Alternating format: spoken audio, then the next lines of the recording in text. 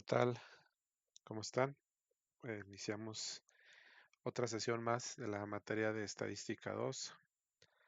El día de hoy vamos a continuar con los métodos no paramétricos. Vamos a ver la segunda parte. Bien, comenzamos. La sesión anterior hablamos acerca del primer método no paramétrico, que era pruebas de los signos.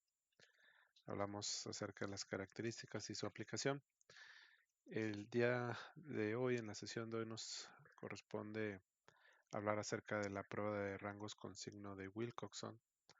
Este es un procedimiento no paramétrico para el análisis de datos de un experimento de muestras pareadas. Utiliza datos cuantitativos, pero no necesita el supuesto de que las diferencias entre las observaciones pareadas se distribuyen normalmente. Y bueno, requiere el supuesto de que estas diferencias tengan una distribución simétrica. Y esto, bueno, ocurre cuando las formas de las dos poblaciones son iguales y se enfoca la atención en determinar si existe una diferencia entre sus medianas. Bien, en unidades pasadas hablamos cuando empezamos a hablar sobre la prueba de hipótesis. Su libro de texto se nos habló acerca de un ejemplo donde en una empresa había dos métodos para producir, el método A y el método B. Bueno, pues se seleccionaron en forma aleatoria un número X de trabajadores, donde se les tomó el tiempo para cada método y bueno, pues esos fueron los resultados. Esto que podemos ver aquí en la columna de método, aquí en esta parte, estos son los resultados de los tiempos que se tardaron cada trabajador en cada método. Por ejemplo, el trabajador 1, método A, tarda un tiempo de 10.2, el método B, un tiempo de 9.5 y se elaboró una columna adicional donde bueno, se registró la diferencia entre el método A y el método B, tomando en cuenta desde luego el signo.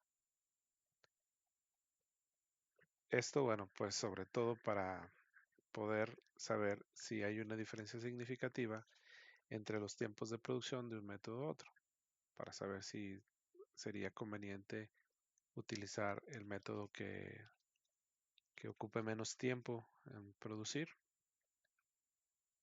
Si no, bueno, pues no tendría mucho caso la implementación de uno de los dos métodos. Bien, vamos a utilizar entonces la prueba de rangos de Wilcoxon para la diferencia entre la mediana del tiempo de realización de una tarea para los dos métodos de producción. Entonces las hipótesis quedarían de la siguiente manera. La hipótesis nula sería que el método la mediana para el método A menos la mediana para el método B sería igual a 0. Esto quiere decir pues que las medianas son iguales, ¿no? Sería la hipótesis nula. Y la hipótesis alterna sería lo contrario, que la mediana para el método A menos la mediana para el método B es diferente que 0. O sea, las diferencias de los métodos son diferentes que 0. Si la hipótesis nula no es rechazada, pues no podremos concluir que las medianas de los tiempos de realización de las tareas son diferentes. Sin embargo, si la hipótesis nula es rechazada, pues concluiremos que las medianas de los tiempos de realización de las tareas son diferentes. Para este ejemplo, vamos a utilizar un nivel de significancia de 0.05. Bueno, este método, como les mencioné al principio, se forma a través de una categorización o vamos a ordenar a los datos a través de la asignación de un rango. Entonces sí es importante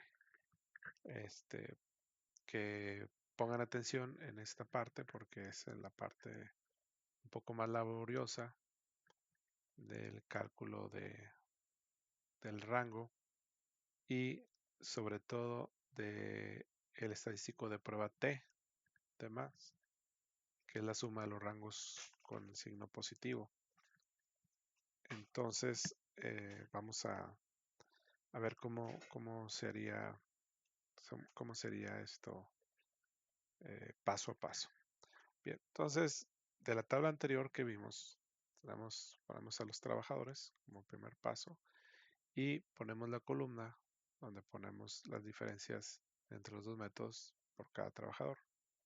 Recuerden, tomando y considerando siempre el signo de esas diferencias. Bien, entonces comenzamos. Eso sería el primer paso. Ese cálculo, el poner ese valor de los dos métodos con todo y signo. El segundo paso sería cálculo de la columna de la diferencia absoluta con base a la columna 1. ¿Sí? Por ejemplo, en el trabajador 1 tenemos una diferencia de 0.7. Calculamos su valor absoluto y obtenemos el valor de 0.7. En el caso del trabajador 2, obviamente sacando el valor absoluto nos da un valor de 0.2 y así sucesivamente hasta llegar hasta el final, hasta el valor final. El trabajador 8, como tiene un valor de 0, no vamos a considerar en diferencia absoluta ningún dato. Lo vamos a dejar con un espacio en blanco. Cuando en la diferencia les dé un valor de 0, no vamos a poner en diferencia absoluta ningún valor, ni siquiera el 0. Bien, ya que tengamos la columna 2 calculada con el valor absoluto de la columna 1, vamos a calcular, o vamos, mejor dicho, a poner el rango, o vamos a categorizar las diferencias absolutas en base a la diferencia menor hacia la diferencia mayor. Entonces, comenzando asignando el número 1, el rango 1, a la diferencia absoluta menor y así sucesivamente en base al valor de la diferencia absoluta. Por ejemplo, tenemos el valor de 0.1 como diferencia absoluta como el menor valor de diferencia absoluta. Bueno, a este entonces le vamos a asignar el rango número 1. Y de ahí, bueno, pues tratamos de localizar cuál es la siguiente diferencia absoluta, que seguiría de 0.1. Y bueno, pues nos da el valor de 0.2. Como el siguiente valor que sigue de 0.1. Y como ya usamos la posición 1, pues seguiría la posición 2. Bien, nos seguimos con el siguiente valor. Buscamos el 0.3, que sería el siguiente valor hacia arriba. No existe. Pues vamos con el siguiente. Encontramos el 0.4. Bien, aquí vamos a anotarlo en otro lugar diferente. Por ejemplo, acá en este lado derecho. Porque tenemos otro valor de 0.4. El trabajador 5. Bueno, primero vamos a poner el valor del trabajador 3, perdón, del número 3, del rango 3 que le correspondería. Ya tenemos el valor 2, entonces al 0.4 le correspondería el valor 3. Pero aquí tenemos otro 0.4 en el trabajador 5. Tenemos otro 0.4. Entonces lo que vamos a hacer, ya que identificamos el otro 0.4, lo vamos a colocar acá y le vamos a asignar el valor de 4, que es el que seguiría después del 3. Pero hay que tener mucho cuidado aquí porque ambos tienen el mismo valor. Tanto el del trabajador 3 como el del trabajador 5 tienen 0.4. Entonces, de alguna manera que podamos asignarle un rango eh, que quede más equilibrado sería a través de un promedio de estos dos valores. Y pues nos quedaría 3.5. Entonces, a los valores de 0.4 les daríamos el rango de 3.5 del valor del promedio. Y bueno, continuaríamos con el siguiente, que sería 0.5. 0.5 es la diferencia absoluta del trabajador 4. Pero si nos fijamos, hay otro 0.5. Entonces hacemos lo mismo. Vamos a 0.5. Le tocaría el valor rango siguiente. 3 y 4 ya lo utilizamos. Ya está el 3, ya está el 4. Entonces seguiría el valor 5. Aquí tenemos ya el valor 5. y hacemos lo mismo. Acá localizamos otro 0.5, el trabajador 10. Entonces, este le correspondería al valor 6. Que del 5 ya tenemos el 5, entonces seguiría el rango 6. Bueno, hacemos lo mismo. Si ya no hay más, si hubiera otro de 0.5, bueno, le correspondería al 7 y sacaremos el promedio del 5, 6 y 7. Y ese valor de que nos diera, en este caso 5.5, le asignamos como el rango para los dos valores de 0.5. Así como ven ahí ustedes en su pantalla, 5.5. 5.5 le tocó a estos dos valores. Por esta situación, hay que tener mucho cuidado. Seguimos, continuamos y el siguiente valor es 0.6 de diferencia absoluta. No hay otro 0.6, solo que el 0.9 y 0.8. Entonces, como el 5 y 6, el 6 ya lo utilizamos, seguiría el rango 7. Y aquí lo ponemos. Ponemos a este valor. Y nos seguimos. Nos queda el valor 0.7 después del 0.6. No hay otro 0.7. Entonces aquí hicimos el 7, entonces seguiría el 8.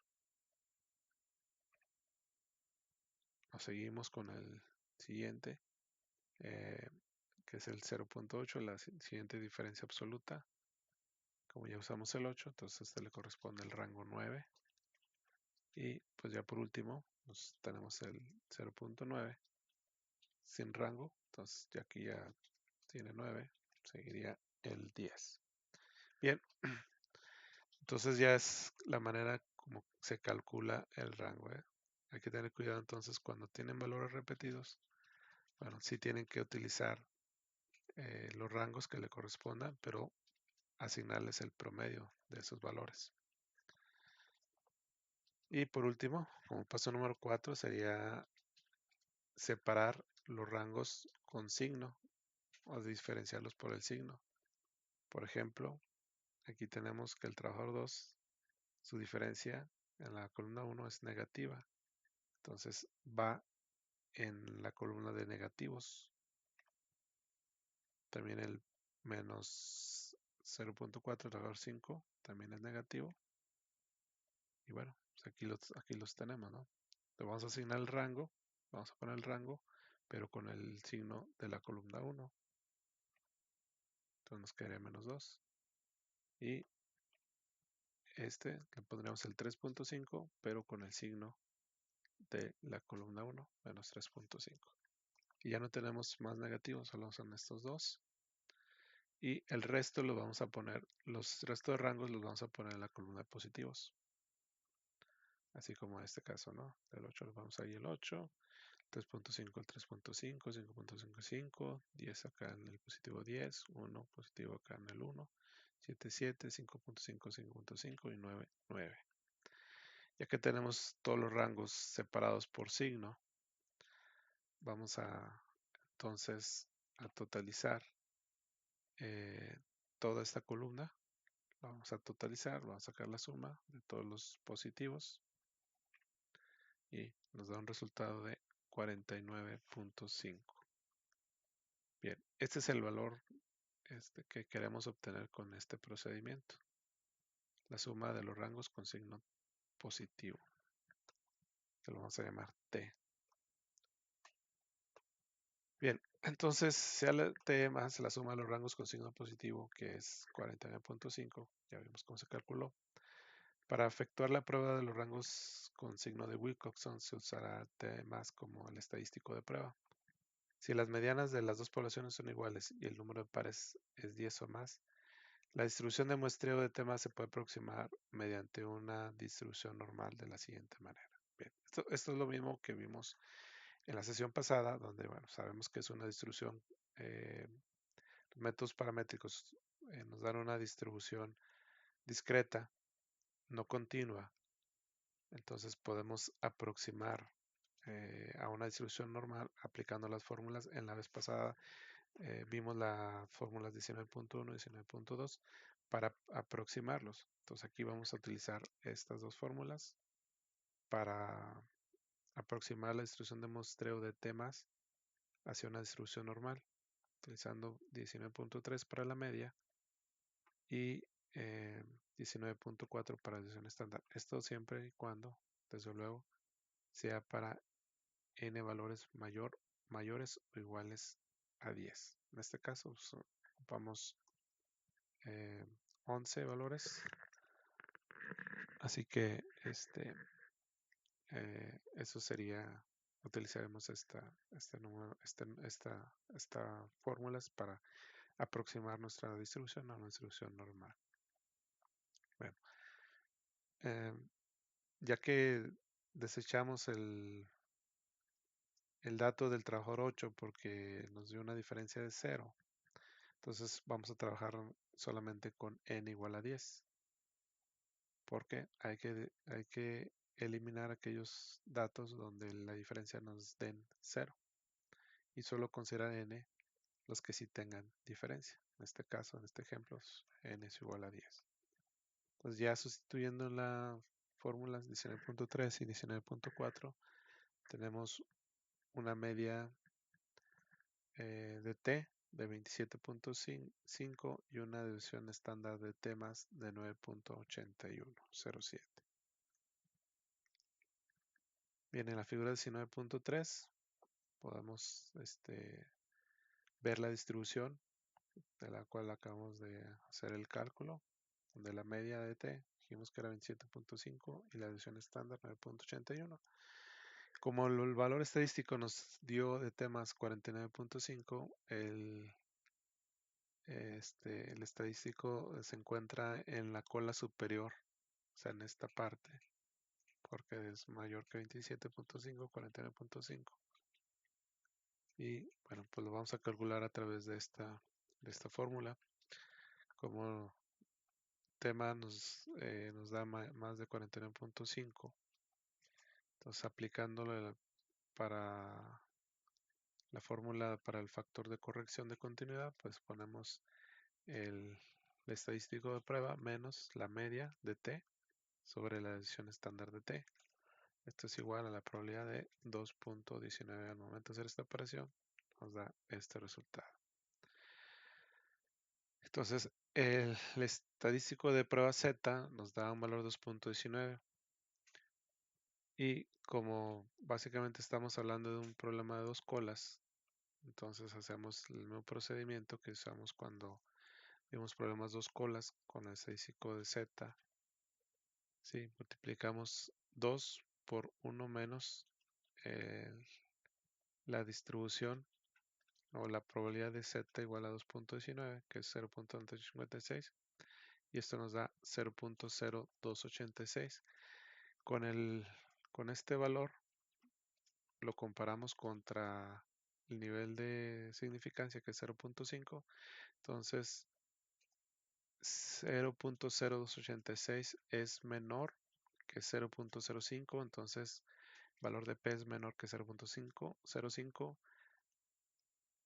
Por consiguiente, la hipótesis nula es rechazada y se concluye que, bueno, pues que las medidas de tiempo de realización de la tarea para dos métodos de producción no son iguales. O sea, si hay una diferencia en los tiempos de producción de los dos métodos y, bueno, pues que el método A toma mayor tiempo de realización y entonces el método B es el método de producción más rápido o el más apropiado. Eso sería la conclusión.